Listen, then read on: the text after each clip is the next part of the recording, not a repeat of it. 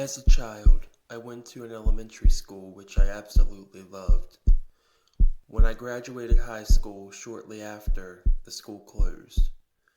As a young adult, I was asked to return to the school to direct a haunted house for the town, and I did that for 4 years in a row. During those 4 years, the team and I that created this haunted house had experiences with the paranormal. And following the last haunted house, I had a series of dreams and nightmares revolving around this school.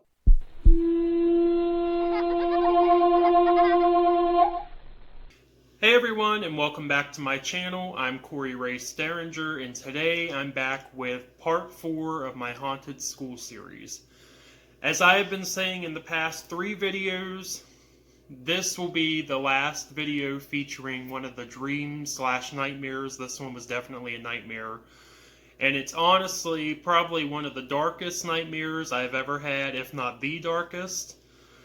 And I don't know if it's because it just felt so real to me, or if it's because it's something we sadly hear about way too much these days. But when I woke up, I was in a full-on panic attack. Could not go back to sleep. And I think, like I said, it just, because it felt so real to me. I felt like I was there experiencing this, and it just freaked me out so much. And I just want to start off by saying anyone who has ever actually gone through something like that, I can't even imagine, and I'm sorry that you had to go through this. And I mean, if it was this bad just for a dream, I don't even know how horrible it would be in real life to go through something like that. And I'm sorry that we live in a world where people actually do things like this. But just giving you a warning before I start the story, it gets dark, and I don't know where it come from. I don't know if it's because we hear about it so much, or if it's because I was there in my mind. I don't know. I don't know how it would come from. I don't know. I can't even talk because it just bothers me so much. But so this dream starts out, me and my little brother Connor, and this set of siblings who I don't know in real life, an older sister and a younger brother, are going down to the school to clean up the haunted house stuff. And we're walking down the first floor hallway to the end of the hall where the library is, and we walk past the old kindergarten room. And my former teacher's aide from kindergarten comes out into the hallway and asks what we're doing. And I tell her we're going upstairs to clean up our haunted house stuff. And she's like, oh, okay, that's fine, just please try to be quiet because I just laid the kids down for a nap, meaning the kindergartners, which there's no kindergarten there anymore anyway. So I'm like, okay, yeah, sure. And so we go up the stairs, and once we're on the second floor, we go off to the room on the right, which, if you went to school there, was the old math room when I was there. I don't know if it was still that up until it's closing or not. But so we go into this room, and I'm telling my brother and this brother and sister that we need to be quiet while we're up here moving stuff, because basically the kindergartners are sleeping right underneath the room we're in. So we're going to have to pick up the furniture, we can't drag things and stuff like that. So they're like, oh, okay. Well, no sooner had I said that, I start hearing all these kids out in the hallway laughing and talking and everything really loud. And so I just go out into the hallway, not even thinking, there's no school students here anymore. We have the haunted house upstairs. Why would there be a bunch of kids up here?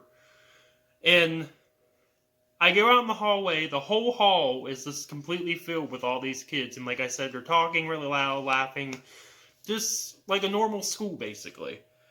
And I start walking up to some of them and saying, we need to be quiet. The kids downstairs are trying to sleep, blah, blah, blah. But none of them can see or hear me.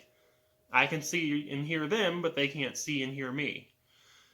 And about that time, I look up, and at the other end of the hallway steps in this man carrying a gun.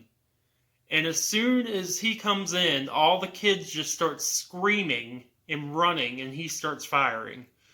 And I just freak out, run into the math room where I was, slam the door shut and tell my brother and those kids that was with me, we need to lock the doors. There's a guy out in the hallway shooting and everything.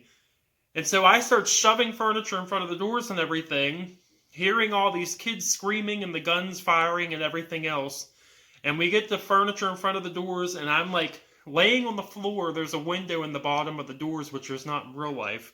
And I'm watching out this window, laying flat on my stomach on the floor, covering my ears like this, and just full on crying as it's happening because I can hear everything. And my brother can see what's going on, but he can't hear anything for some reason, which I don't understand. But the brother and sister can't see or hear anything. So I'm laying here on the floor screaming, crying, and covering my ears, can hear all this going on, and those other two siblings can't see or hear anything. And the sister comes over to me and she's like, there's nothing going on. And I said, no, there is. You gotta believe me. And she opens the door and goes out in the hall, and I'm like, no, don't do that. He's out there. And she's standing out in the hallway, and she's like, there's nothing out here. And about that time, as she's standing there, another little girl comes running across the hall from the room across the hall, the old fourth grade room when I was there. And the girl that was with me cleaning up the haunted house stuff can't even see this little girl that come running out of the room. And I'm telling this little girl, come in here, hurry up, he's going to get you. And of course she couldn't see or hear me, so she runs back into the room she come from, and I hear a gun go off and wake up.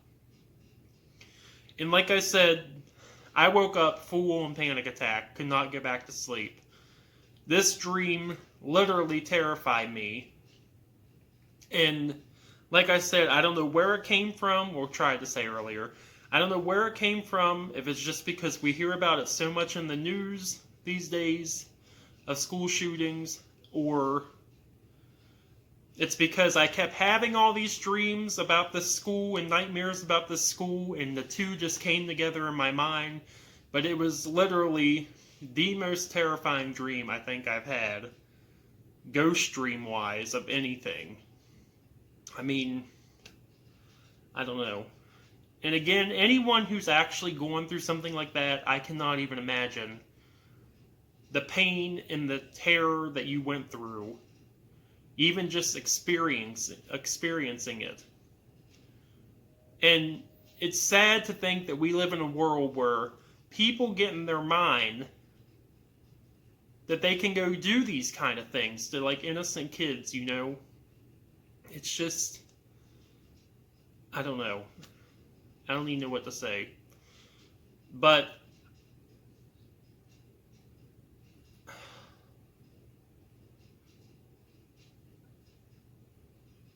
I think with that, I'm just going to end the video there, because I don't even know what to say about this one. I mean, obviously, the kids were spirits. I can only see and hear them. The other kids couldn't. Connor could see them, which in some dreams he can see the spirits. But I don't know. I don't know if it was like spirits showing me an event, is what I'm assuming. Because, I mean, they couldn't see the gunmen or anything either. The ghost could, but the other kids couldn't that was with me. So, I don't know if they were showing me the event that unfolded, and that's how they were all there, all these kids. As far as I know, I mean, the school's been open 100 years, but I don't think anything's ever happened there like that, and I pray nothing ever happens like that at any school again. But I don't know. But yeah. So I'm just going to end the video there on that.